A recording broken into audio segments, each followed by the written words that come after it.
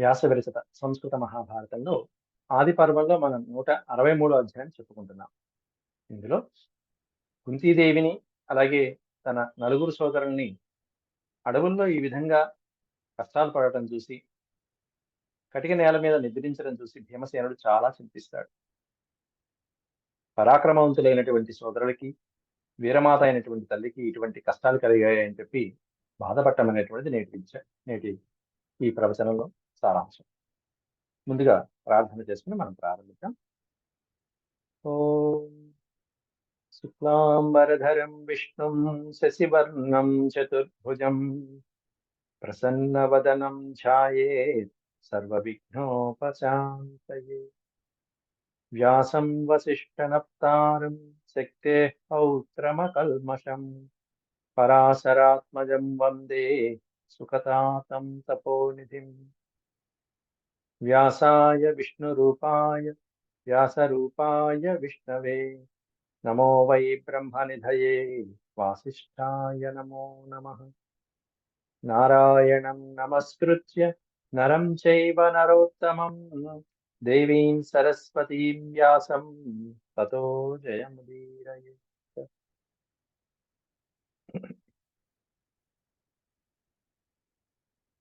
పాండవులకి అలాగే తల్లి అయినటువంటి కుంతీదేవి అడవుల్లో పయనించి అలసిపోయినటువంటి కారణంతో వాళ్ళు దాహంతో ఉండటంతో చక్కగా పక్కనే ఉన్నటువంటి జలాశయాన్ని వెతికి మరీ భీమసేనుడు ఆకులను దొన్నెలుగా మార్చుకుని జలాన్ని తీసుకొచ్చి వచ్చి చూసేటప్పటికి పాండవుల ఐదుగురు నేల మీద నిద్రించి ఉన్నారు, అలసిపోయి ఉన్నారు.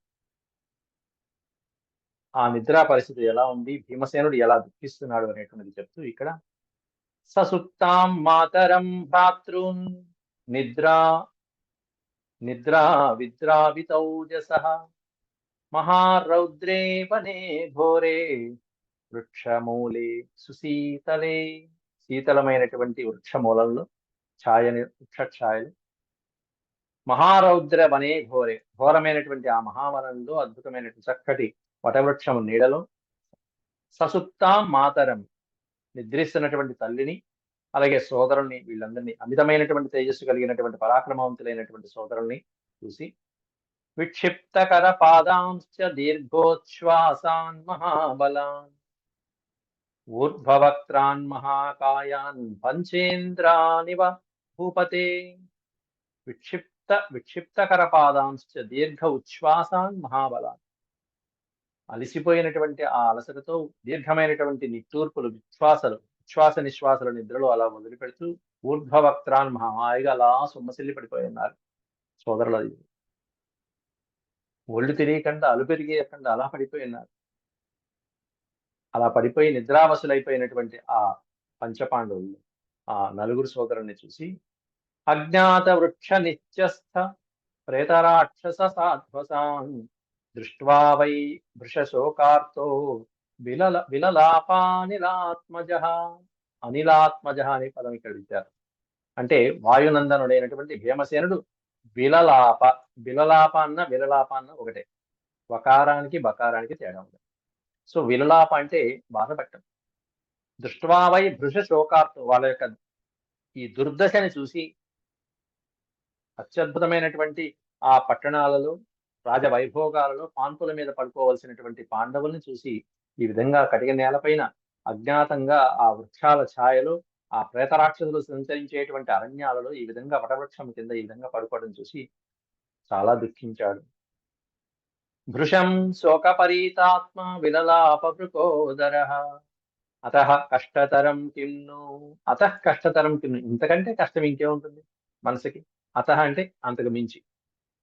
అతః కష్టతరం కిమ్ను, ఇంతకంటే కష్టం మనసుకి ఇంకేమైనా ఉందా? ఇంతకంటే దుస్థితి ఇంకేమన్నా ఉందా?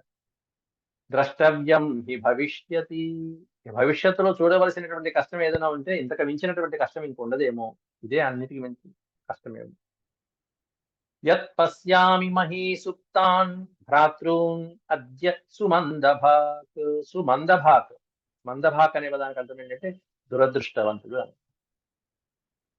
మందహీనుడైనటువంటి వాడు, దురదృష్టవంతుడైనటువంటి నేను ఈ విధంగా యత్ సుప్తాన్ భ్రాతృన్ అద్య, ఈ రోజు ఇక్కడ కటిక నేల మీద ఇలా నిద్రిస్తున్నటువంటి సోదరుని చూడవలసి వచ్చిందే, ఎంత దురదృష్టవంతుంది. ఈ విధంగా పడుకున్నారు వాళ్ళు.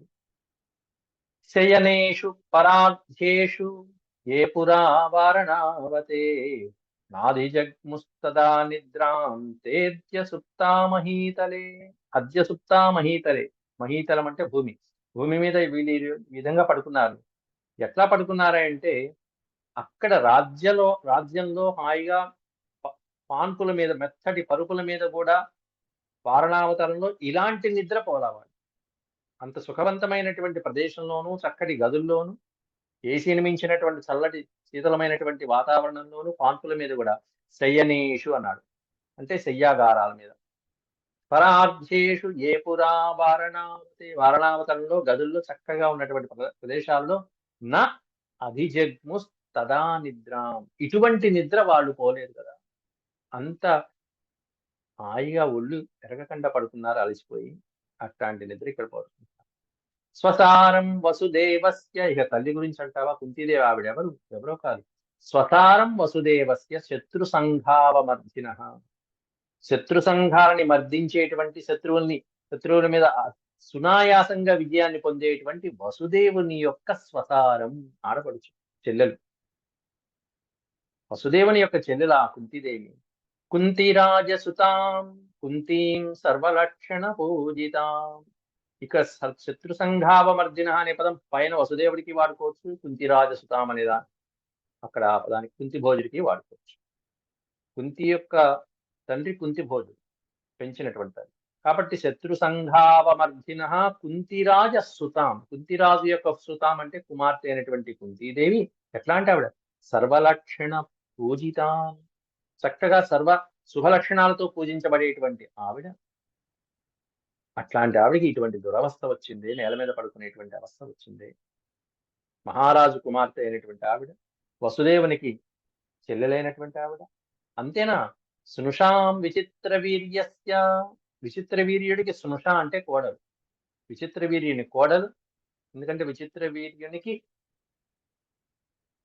భార్యలు అంబికా అంబాలికలు, వాళ్ళ ద్వారా పుట్టినటువంటి వాళ్ళు పాండురాజు, ధృతరాష్ట్రుడు. కాబట్టి స్నుషాం విచిత్ర వీర్యస్య స్నుషాం భార్యాం పాండోర్ మహాత్మనః. పాండోర్ భార్య, పాండురాజు యొక్క భార్య అయినటువంటి ఈ కుంతీదేవికి. అంతేనా, ఇంకా ఉంది.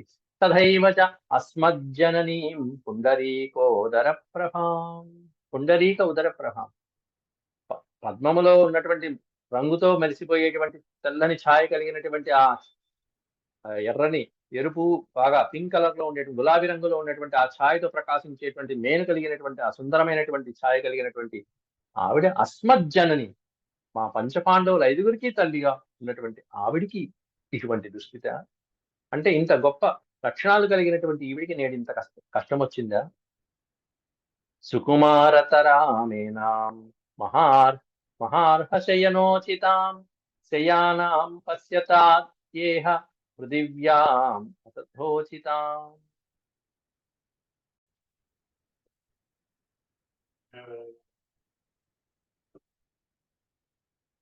శయానాం పశ్యతాత్యేహ పృథివ్యామతథోచితాం. సుకుమారమైనటువంటి ఈమెను ఈ విధంగా చూడవలసి వచ్చింది. సుకుమార తరాం, అత్యంత సుకుమారి అయినటువంటి ఈ మహా వీరపత్ని అయినటువంటి వీరమాత అయినటువంటి నా తల్లిని ఈ విధంగా చూడవలసి వచ్చింది. ధర్మాదింద్రాచ్చ దేవాతాచ్చ సుకువేయా సుతానిమాన్ సేయం భూమౌ పరిశ్రాంత శేషే ప్రాసాద సాయిని. పంచపాండవులు ఐదుగురు ఎవరి యొక్క అంశాలతో పుట్టారు అనేటువంటిది ఇస్తున్నాడు ఇక్కడ భీమసేనుడు. ధర్మ ఇంద్రాచ్చ వాతాచ్చ. వాతము అంటే వాయుదేవుడు. ధర్ముడి వలన, ఇంద్రుడి వలన, వాయుదేవుడి వలన సుకువేయా సుతానిమాన్. అలాగే అశ్విని దేవతల వలన, ఇట్లా ఐదుగురు మహా దివ్యమైనటువంటి పురుషుల వలన పుట్టినటువంటి మహావీరులైన కన్న తల్లి ఈ విధంగా భూమి మీద పడుతుందంటే ఇక విధిరాత ఎలా ఉంటుందో కదా. సేయం భూమౌ పరిశ్రాంత. అట్లాంటి వాళ్ళని కన్న తల్లి ఈమె భూమౌ పరిశ్రాంత, భూమి మీద పడుకుంది. శేషే ప్రసాద సాయిని. ప్రసాదాలలో, రాజప్రసాదాలలో పడుకోవాల్సినటువంటి ఆవిడ ఈ విధంగా నేల మీద పడుకుంది కదా. ఇంతకంటే దుఃఖమే ఉంటుంది అంటూ కిం ను దుఃఖతరం శక్యం మయా ద్రష్టుమతః పరం యోహమద్య నరవ్యాఘ్రాన్ సుప్తాన్ పశ్యామి భూతలే కిమ్ను దుఃఖతరం శక్యం మయా. ఇంతకంటే చూడశక్యము కానటువంటిది, దురదృష్టవంతమైనటువంటిది, దుఃఖకరమైనటువంటిది ఇంకేమన్నా ఉందా నా జీవితంలో? తల్లిని ఎంత ప్రేమిస్తారో చూడండి. అంత ప్రేమించేటువంటి వాడు తల్లి కొంచెం కష్టపడ్డా కూడా గిలగిల్లాడిపోతూ ఉంటాం. కిమ్ను దుఃఖతరం శక్యం మయా ద్రష్టుతరం పరం, ద్రష్టుం అతః పరం. ఇంతకు మించి ఇంతకంటే దుఃఖమైన దాన్ని, దురదృష్టమైన దాన్ని నేను ఇంకా చూడలేదు. భవిష్యత్తులో ఇంకా చూడను కూడా. అట్లాంటి కష్టాన్ని నేను ఈరోజు చూస్తున్నాను. అంతేకాకుండా యోహ మధ్య నరవ్యాఘ్రాన్, బహువచనం. నరవ్యాఘ్రాన్ అంటే పురుష సింహాలైనటువంటి ఈ నలుగురు కూడా ఈ విధంగా భూమి మీద పడుతున్నారు. ఎంత కష్టమైందో నాకు. త్రిషు లోకేషు యో రాజ్యం ధర్మ నిత్యోర్హతే నృప. ధర్మరాజు ఎట్లాంటి వీరుడు? త్రిషు లోకేషు అంటే ముల్లోకాలను కూడా పరిపాలించడానికి ఎట్లాంటి ధర్మ ఆధిక్యత ఉంటుందో అట్లాంటి ధర్మాధిక్యం ఈ మహానుభావుల్లో ఉంది. ధర్మ నిత్యోర్ అర్హతే నృప. నృప అర్హతే. ముల్లోకాలని పరిపాలించడానికి కావలసినటువంటి అర్హత కలిగినటువంటి వాడు కదా ఈ యుధిష్ఠిరుడు. అట్లాంటి ఆ యుధిష్ఠిరుడు సోయం భూమౌ పరిశ్రాంత సేతే ప్రాకృతవత్ కథం. సేతే ప్రాకృతవత్. ప్రాకృతవత్ అనే పదం అర్థం ఏంటంటే పూర్వజన్మ కర్మ ఫలితం. ప్రాక్ అంటే పూర్వం, ప్రాక్తన అంటే పూర్వజన్మలో చేసినటువంటి కర్మ ఫలితం ఏదైతే ఉందో దాని వలన ఈ విధంగా ఇక్కడ పడుకున్నాడా అన్నట్టుగా ఉంది. సోయం భూమౌ పరిశ్రాంత సేతే. సేతే అంటే నిద్రించడం. అలిసిపోయి అలా ఒళ్ళు తెలియకుండా నిద్రపోయాడు. బహుశా ప్రాక్తన కర్మేమో. మరి రెండో వాడు ఉన్నాడు పక్కనే. ఎట్లాంటి వాడు? అర్జునుడు. అయం నీలాంబుదశ్యామో. అర్జునుడి యొక్క రంగు చెప్తున్నారు అక్కడ. శ్రీకృష్ణుడు ఎలాంటి రంగు, అర్జునుడు సేమ్ అదే రంగు. మేఘశ్యామ వర్ణంతో ఉంటాడు అర్జునుడు. అంతేగాని భగవద్గీత పోస్టర్ వేసినప్పుడు కృష్ణుడిని ఏమన్నా నల్లగా వేస్తారు, అర్జునుడిని ఏమో తెల్లగా వేస్తారు. పోస్టర్ తప్పది. నీలాంబుద శ్యామ అంటే శ్యామ అంటే నల్లవాడు, నల్లని మేఘం వాడు. అందుకే ఆయన కూడా కృష్ణ అనే పేరు వచ్చింది. కృష్ణుడు అంటే అర్జునుడు, పార్థుడు, అలాగే ద్రౌపది, ముగ్గురికి కృష్ణ అనే పేరు. ముగ్గురు నల్లటి వాళ్ళే. ద్రౌపది కూడా నల్లగా ఉంటుంది. అయం, అయం అంటే ఇతడు. నీలాంబుద శ్యామ, నీల అంబుద శ్యామ. అంబు అంటే అంబుద అంటే నీరు. నల్లగా ఉన్నటువంటి మేఘాలతో కూడుకున్నటువంటి ఘనశ్యామం. మేఘాలు ఏ రంగులో అయితే ఉంటాయో అటువంటి శ్యామ, నల్లగా ఉండేటువంటి వాడు. నరేషు అప్రతిమోర్జున.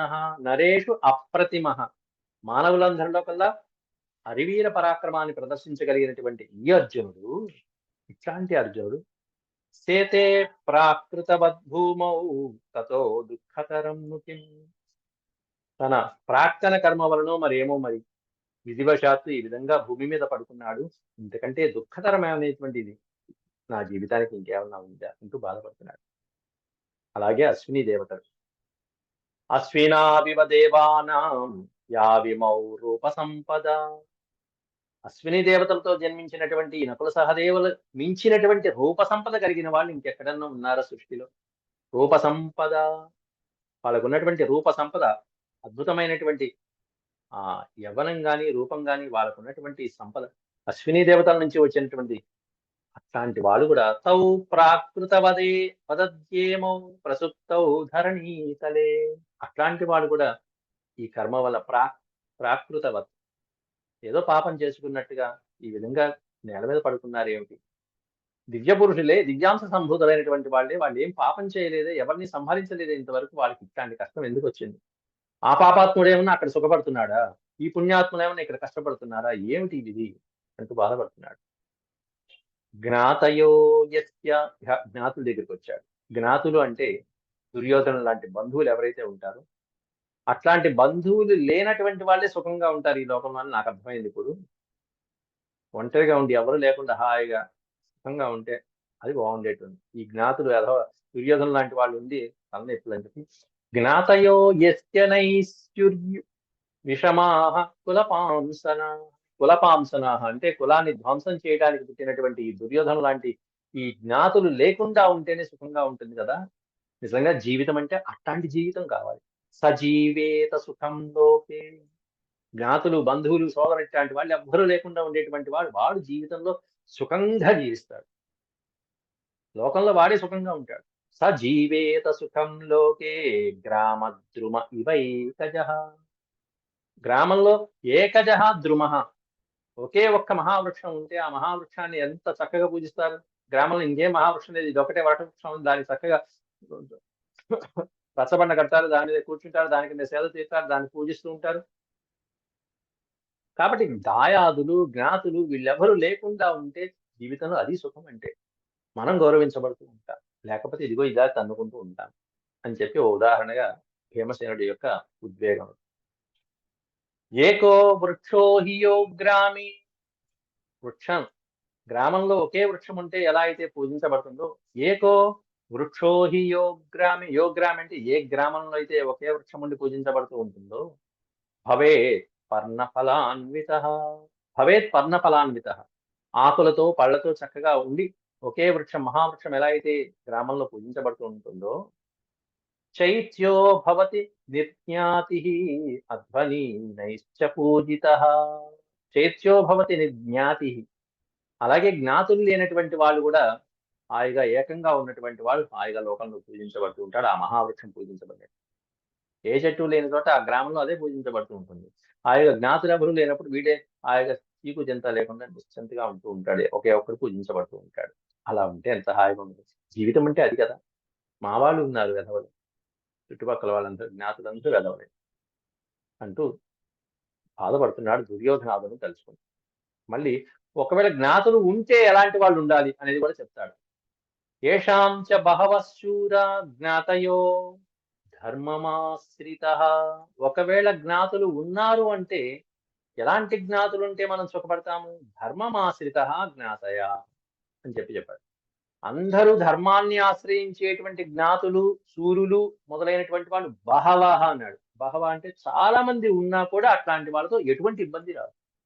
ఎందుకంటే అందరూ ధర్మాన్ని ఆశ్రయిస్తారు కాబట్టి. ఒకరి ధర్మాన్ని ఆశ్రయించి, ఒకడు సత్యాన్ని, ఒకడు అసత్యాన్ని ఈ విధంగా ఉంటే ఎవరు ఉమ్మడి కుటుంబాలన్నీ విచ్ఛిన్నమయ్యేది ఇట్లాగే కదా. ఏషాం చ బహవః శూరాః జ్ఞాతయో ధర్మమాశ్రితాః తే జీవంతి సుఖం లోకే భవంతి చ నిరామయాః. అలాంటి వాళ్ళు కూడా లోకంలో హాయిగా నిరామయాః సుఖం జీవంతి. అందరు జ్ఞాతులందరూ ధర్మాన్ని అవలంబనగా చేసుకుని జీవించినా కూడా మనం సుఖంగా ఉండొచ్చు ఈ లోకంలో. ఎటువంటి బాధలు అనేది లేకుండా, ఎటువంటి ఇబ్బందులు లేకుండా హాయిగా ఉండొచ్చు. అలాగే బలవంత సమృద్ధార్థ మిత్రబాంధవనందనా జీవంత్యన్యోన్యమాశ్రిత్య ద్రుమాః కాననజా ఇవ. ద్రుమాః కాననజా ఇవ. అరణ్యంలో పెరిగినటువంటి వృక్షాలు ఎంత హాయిగా సుఖంగా ఉంటాయో, మహావృక్షాలు బలవంత సమృద్ధార్థ మిత్రబాంధవనందనా,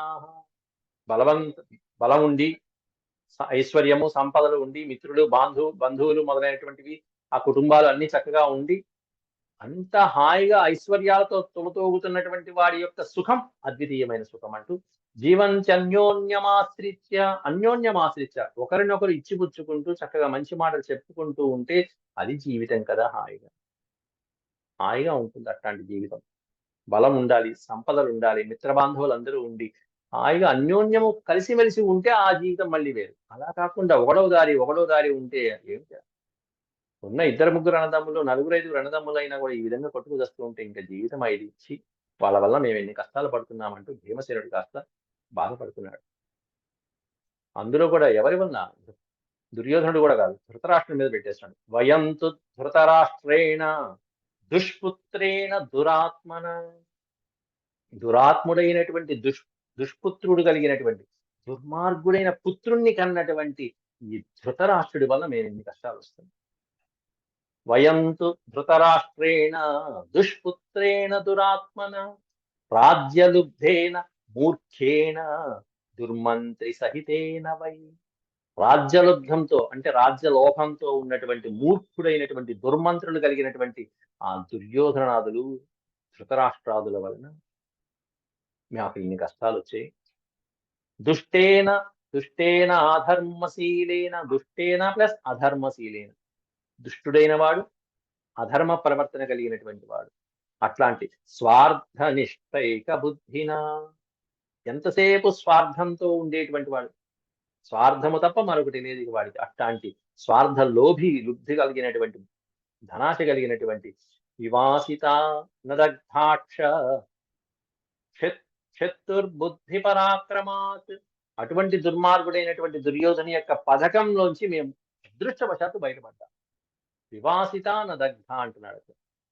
అంటే వాడు ప్రయోగించినటువంటి లక్క ఇంట్లో నివాసిత, నివాసము ఉండి కూడా అదృష్టవశాత్తు దగ్ధాశ్చ, మేము దగ్ధం కాకుండా జీవితంతో ప్రాణాలతో బయటపడ్డాం. ఎవరి వలన?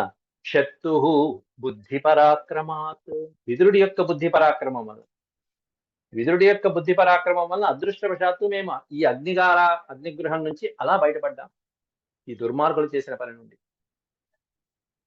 తస్మాన్ ముక్తా వయం దాహాదిమం వృక్షముపాశ్రితాః. వృక్షముపాశ్రితాః, నేడు దేన్ని ఆశ్రయించాము? రాజ్యాన్ని వదులుకున్నాము, లక్క ఇల్లు, ఆ వారణావతరం వదిలేసుకున్నాం. చివరికి ఎక్కడ? మా వృక్షముపాశ్రిత, ఓ చెట్టు నీడలో అలా తలదాచుకుంటున్నాం. వృక్షాన్ని ఆశ్రయించి ఉన్నాం.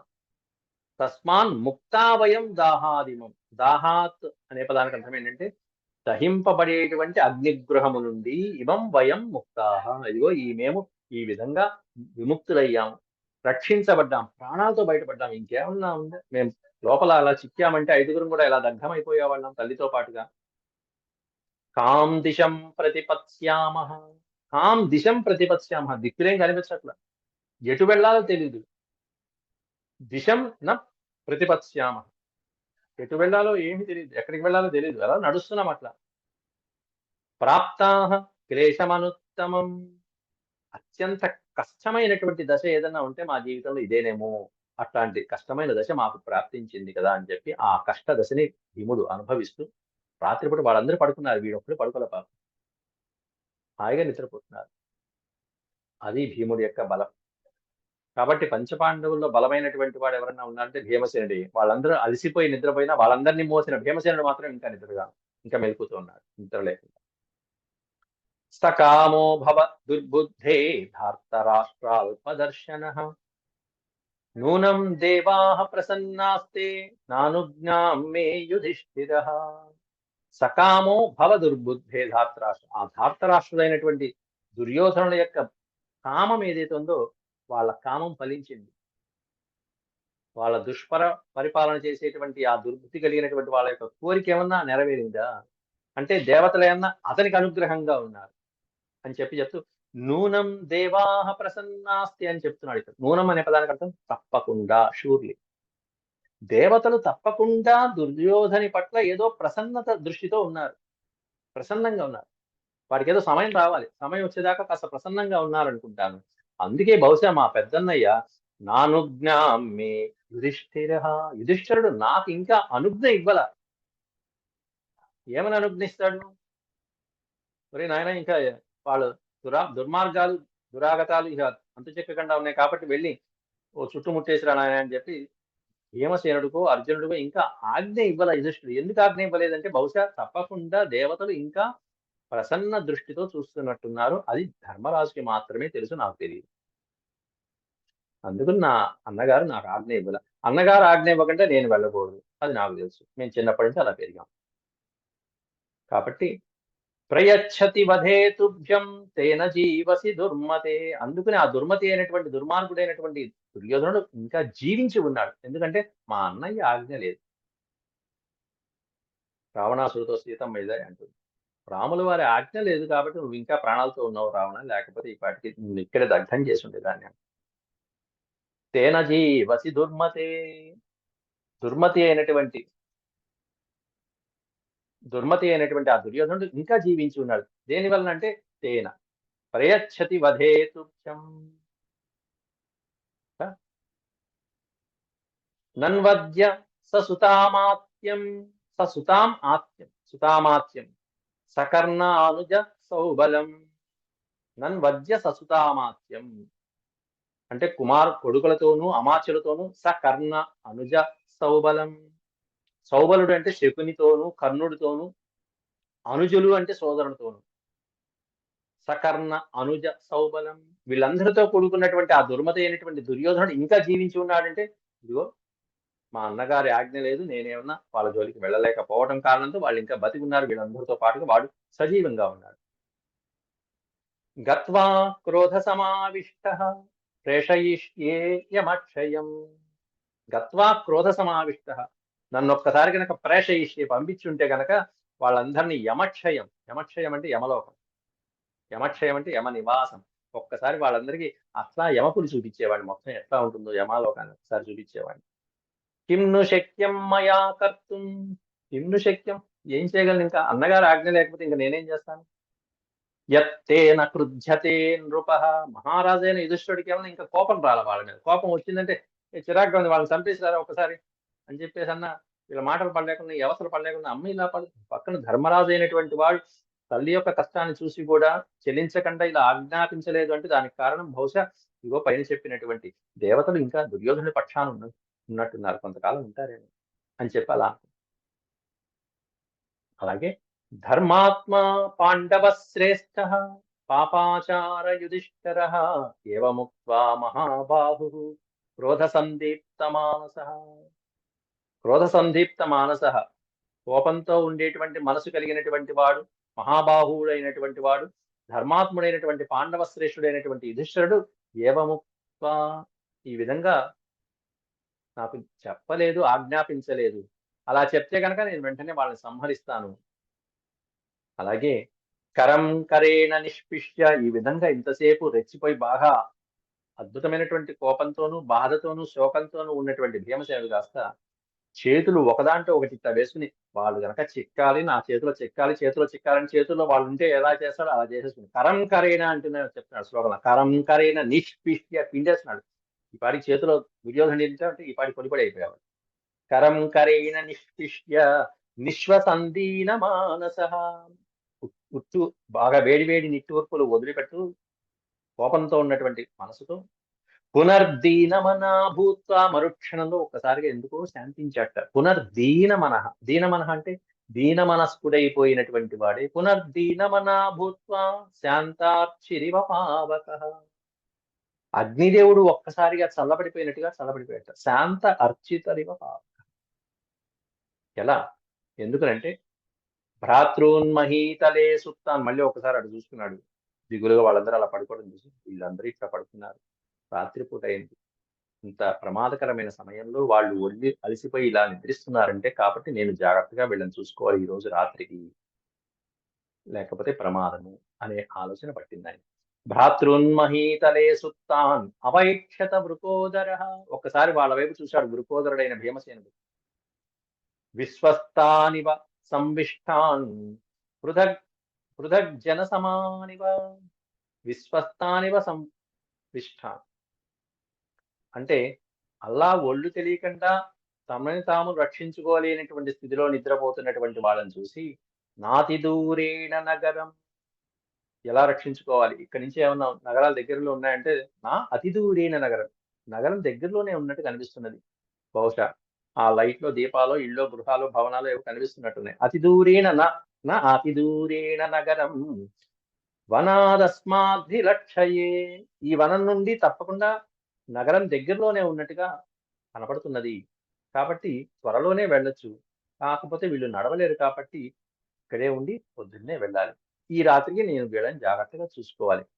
జాగ్రత్తవ్యే, జాగ్రత్త జాగ్రత్త జాగ్రత్త, చాలా అలర్ట్ గా సావధానంగా ఉండాలి. జాగ్రత్తవ్యే స్వపంతి మే అంత జాగ జాగర జాగరయం జాగరయం స్వయం, స్వయం జాగరణం, ఇక్కడ జాగరణ్య అనే పదానికి అర్థం ఏంటంటే జాగరణం అంటే మెలుకుతూ ఉండడం, మనం జాగారం అంటాం శివరాత్రి రోజు, అది అలా జాగరణం చేసి ఈ రోజు మేల్కొనుండి నేను స్వయంగా నేను మేల్కొనుండి వీళ్ళని జాగ్రత్తగా నేను చూసుకోవాలి. స్వపంతిమే, నేను నిద్ర నుంచి మేల్కొనుండి పడుకోకుండా వాళ్ళని జాగ్రత్తగా చూసుకోవాలి. ప్రాస్యంతి మే జలం పశ్చాత్, ఈయనేమన్నా మంచినీళ్ళు తీసుకొచ్చాడు దొన్నెలకు చక్కగా వాళ్ళు తాగుతారని, సరే నిద్ర లేచినప్పుడు తాగుతారులే అని పక్కన పెట్టాడు. ప్రాశ్యంతి మే జలం పశ్చాత్ ప్రతిబుద్ధా జితక్లమా, ప్రతిబుద్ధా జితక్లమా, ప్రతిబుద్ధ అంటే నిద్ర నుంచి మేల్కోవటం, ప్రతిబుద్ధ నిద్ర నుంచి మేల్కొన్న తర్వాత ఈ నీళ్లు తాగుతారులే అని చెప్పి అనుకుని ఇతి భీమో వ్యవస్థైవ జజగార స్వయం తదా. జజగార, జజగార అంటే జాగార. అలా నిద్ర పోకుండా అలాగే మేల్కొని ఉన్నాడు మహానుభావుడైనటువంటి భీమసేనుడు, వాళ్ళ కాపలా కాస్తూ. ఇది శ్రీమన్మహాభారతే ఆది పర్వణి చతుర్గృహ పర్వణి త్రిషష్ట్యధిక శతతమో అధ్యాయ సమాప్త. ప్రసాదం వచ్చింది నాన్నగారి ద్వారా, మహాప్రసాదం. ఓం శాంతి శాంతి శాంతి. యదక్షరపదభ్రష్టం మాత్రాహీనం చ భవేత్ తత్సర్వం క్షమ్యతాం దేవనారాయణ. సర్వం శ్రీకృష్ణార్పణమస్తు. ఓం నమో భగవతే వాసుదేవాయ.